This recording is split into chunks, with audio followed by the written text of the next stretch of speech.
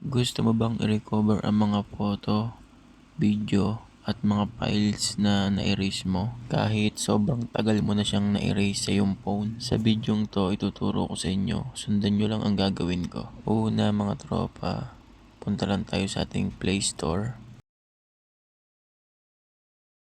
Kaya mga tropa, nasa Play Store na tayo. Search lang natin ang File Recovery and Photo Recovery.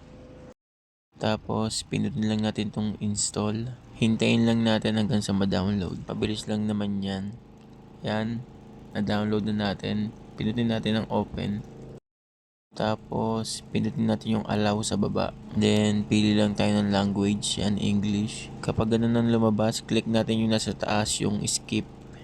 Yan, mamimili kayo kung photo, video, audio, pati ang mga documents. Kung ano yung gusto nyong ma-recover. Try natin dito sa may photo. Then, click allow dyan sa may pinakababa.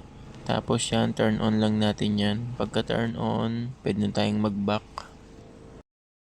Lagay dyan, scan all files, saka scan delete files. Doon tayo sa delete files. Kapag na-click nyo na, ito yung lalabas. Yan, preparing na siya. At yan mga tropa, nare-recover nyo na yung mga photo na na-delete sa inyong mga phone.